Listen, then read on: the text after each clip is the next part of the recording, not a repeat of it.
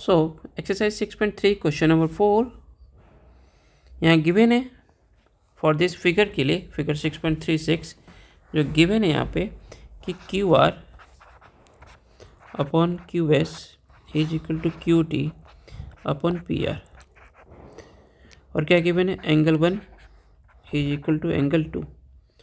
तो to proof क्या करना है हमें,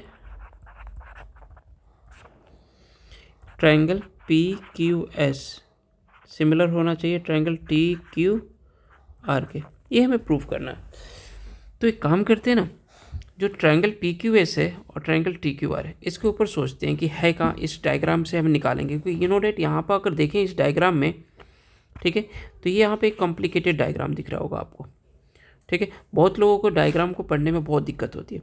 तो अगर ऐसा प्रॉब्लम है तो आपको करना क्या है, जो आपको फाइंड करने के लिए बोला गया है कोशिश करो उस ट्रायंगल्स को दूसरा फिगर डायग्राम ड्रॉ करें, उसके लिए सेपरेटली अलग अलग ट्रायंगल्स का हम डायग्राम ड्रॉ करते हैं। क्लियर। वैसे अगर बात करें यहाँ पे गिवन क्या था, क्यू आर, ठीक है, लेकिन यहाँ से लेकर यहाँ तक कि Q R upon Q S, this one Q S is equal to Q T, ये पूरा, एंड देन पी आर दे रखा है ये वाला, ठीक है।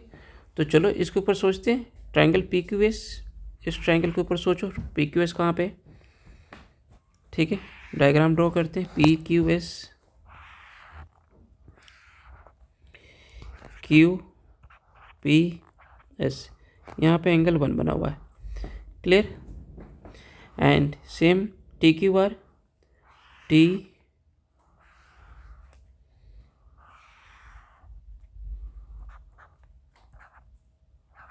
क्यू आर,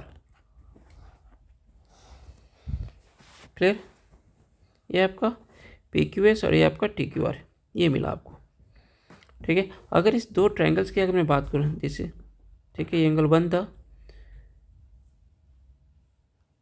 ठीक है। तो अगर इस दो ट्रायंगल की बात करें, इसमें जो गिवन था आपका, इसे हमें प्रूफ करना था, ठीक है। क्या है आपका, इसका Q R upon Q S, ध्यान से देखना, एंड देन इसका क्यू टी, एंड देन इसका क्यू पी आना चाहिए था यहाँ पे, लेकिन यहाँ पे गिवन क्या था, पी आर, ठीक है। अगर ये हमारा ये हो जाता एंगल 1 और एंगल 1 दोनों ट्रायंगल में है तो साइड एंगल साइड से क्या हो जाता है, ये प्रूफ हो जाता है। बट यहाँ पे क्यू पी नहीं दे रखा है, क्या दे रखा है, पी आर। तो इसके ऊपर हम सोचेंगे, ठीक है ना। क्या सोचें, जो गिवन था यहाँ पे अगर देखोगे इन ट्रायंगल पी क्यू आर में, अभी ट्रायंगल पी क्यू आर कहाँ से आ गया, जरा देखो तो ट्रायंगल पी क्यू आर में क्या था, पी क्यू आर क्यों लेके गए, क्योंकि ये जो एंगल 1 बराबर इज इक्वल टू है एंगल 2 के, ठीक है। तो इसी ट्रायंगल में आ रहा पी क्यू आर में आएगा, ये एंगल 1 था और ये एंगल 2 है, ठीक है। तो गिवन था यहाँ पे angle 1 is equal to angle 2, तो बाई आइसोसेलेस प्रॉपर्टी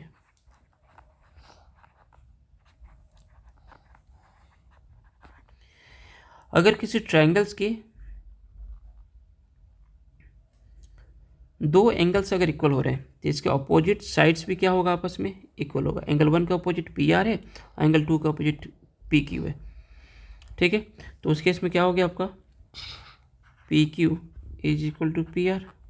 क्यों बोला, आइसोसेलेस प्रॉपर्टी कहता है किसी ट्रायंगल्स के दो एंगल्स अगर इक्वल है, इसी ट्रायंगल्स क्या है ना, ये एंगल 1 और 2 इक्वल हो रहा है यहाँ पे जो गिवन था, तो डेफिनेटली इसका अपोजिट साइड जो होगा वो क्या होगा आपका, इक्वल होगा। तो P Q equal to P R हो गया। इसको मैं इक्वेशन, दिस इज इक्वेशन 1 और this is equation 2। Now in triangle P Q S and triangle T Q R में, ठीक है, क्या गिवन है यहाँ पे, Q R upon Q S is equal to Q T upon P R. अभी मैंने इस पर डिस्कस किया था, ठीक है, कि Q R upon Q S, जो यहाँ पे क्यू आर है और अपन क्यू एस, इस ट्रायंगल का क्यू आर इस ट्रायंगल का क्यू एस का साइड्स का रेशियो किसके इक्वल है, क्यू टी अपन पी आर था। अब चूंकि पी आर ना होकर क्यू टी अपन अगर क्यू पी पी की हो जाता तो हमारे लिए काम आसान हो जाता। अभी कैसे होगा, तो देखो यहाँ पे Q R upon Q S is equal to Q T upon ये जो पी आर है फ्रॉम 2 से, पी आर किसके इक्वल है, पी क्यू। अब तो इक्वल हो गया ना, Q R upon Q S, this one Q R upon Q S is equal to Q T upon P Q. दो साइड्स का रेशियो इक्वल हो गया and angle 1 is equal to angle 1, दोनों में है शामिल, कॉमन हो गया। तो by side angle side similarity triangle P Q S similar हो गया ट्रायंगल टी क्यू आर के। क्लियर।